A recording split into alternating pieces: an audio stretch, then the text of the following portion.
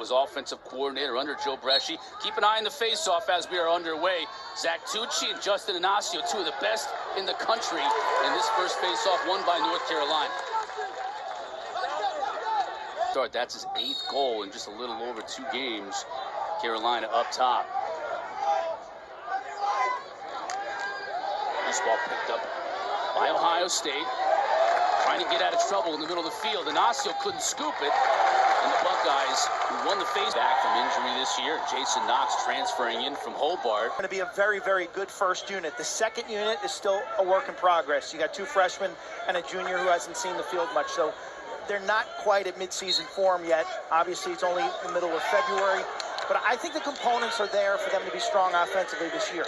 My big-term, long-term questions about Carolina, defense, close defense. Winning restarts.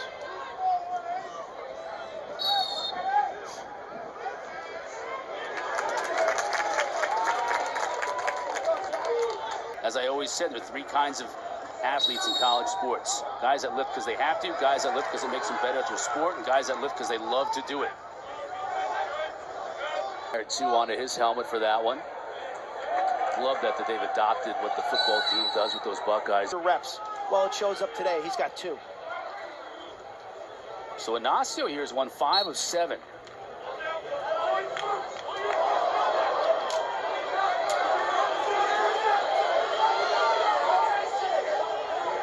Ohio State gets possession. Much to the chagrin of. He's a great punt returner. He played a little running back, mostly slot. And very few guys play 2 sports at IMG.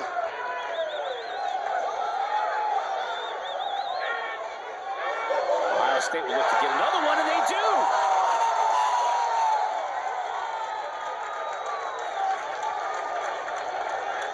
Biggest lead of the day for the Buckeyes now, and they're fired up. Little bit of adversity has hit Carolina. Clean face-off win by Drew Blanchard. Or is it Inacio? I couldn't make it out, but he pops it forward. Nice little pump and go. And the left-handed rip from range. Inacio with the goal. Buckeyes winning face-offs. Little adversities hit Carolina. Let's see how they handle this. You know, we mentioned the shorties on the wings on the draw. Inacio has just found a spot for himself right there with the Buckeyes. And he gets rewarded with a goal and a great left-handed shot. And a timeout too, Q. You think that's what Bresh and Metz drew up? Let's get it to 4 and give him something to do. Nice ground ball. Pelkey, a big YouTuber. He's got his vlogs. It's a good, if you're a young athlete, you want to go to Ohio State and play lacrosse, Google day in the life of an Ohio State lacrosse player. Mitch Pelkey will take you through the dance.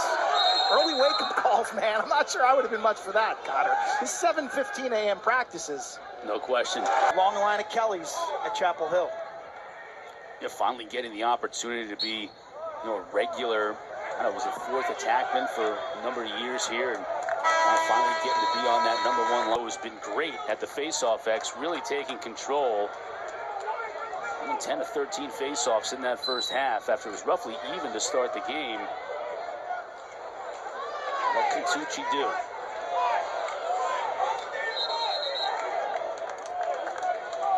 Could be a ball push against Ohio State.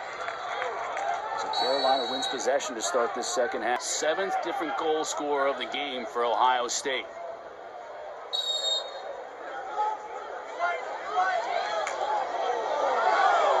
Seven for 7, huh? Yeah. Another collision. It ends up with the 8th Buckeye to score. Knox is 6th of the year. I mean, that attack line, 6'4" Knox, 6'2" Smith, 6'4" Myers. They're a handful. Here comes Langermeyer. He'll shoot, and he'll score!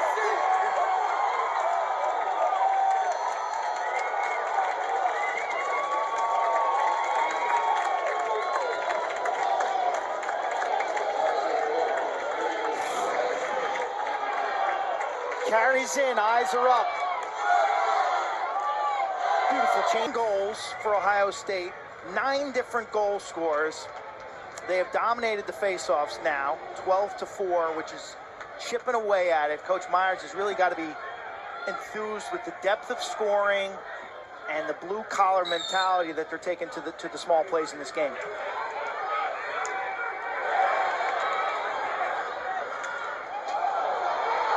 Hitting this big loose ball in front of the cage. No calls.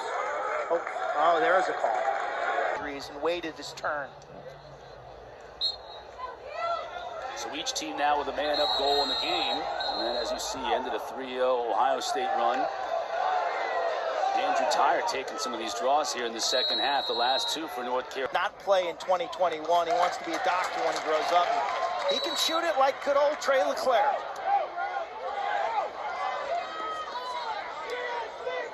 Tyre, you were talking, Q, in the first half about whether David Metzenbauer and company were contemplating just giving him the ball and letting him take over. Are we there yet? I think he just gave you the answer. Yeah. Carolina's 22-3 with Chris Gray in the lineup.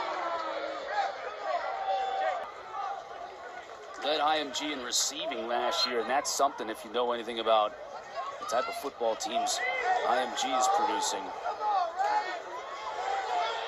I hope Ryan Day's not watching this game. Right. I don't want to lose another football player like a Dante Trader. State has really picked up the level of play. And we talked to Coach Myers about it. He says, look, instincts are instincts. If the kid has them, I don't care where he's from. I don't care what level of lacrosse he played at. And these kids have it.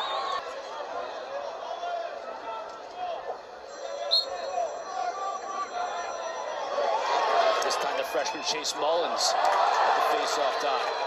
Same result. He makes that stop. Krieg was looking right into the sun on that one, too. Just didn't quite get enough of it as it spun beyond the goal. Army, Johns Hopkins took care of Loyola. Michigan trounced Holy Cross. And guess what? The Buckeyes are down in Chapel Hill looking up by a touchdown here at the end of the fourth quarter. Great day for Big Ten lacrosse. The #1 team in the country, Maryland, at Sarah, had the worst for Coach Bresci. I struggle with the name Jackson Reed because I played against a guy by the name of Reed Jackson. If you're Nick Myers, the coach, no relation, you're really comfortable with the options that he offers.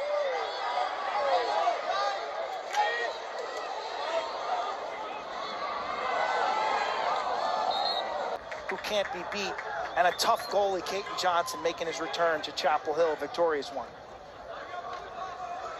You see the second half violation against for Chris Gray. Again, the question mark for the Heels, midfield production.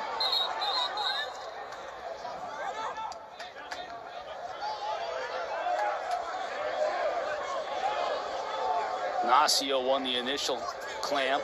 Procedure for the third face-off violation, 30 seconds.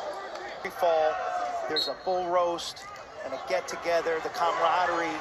They compete, they love one another, but they team up for that scholarship fund every year. Andrew Blanchard doesn't have a goal in this game, but he does have an assist. Finding Knox on the doorstep, and now it's just really, it's a fast break at every minute for the Buckeyes. That's Blanchard winning that face-off out of Hobart. Guess what he did in Hobart last year? 65%. So their backup Fogo is a 65% guy who is top 10 in the country.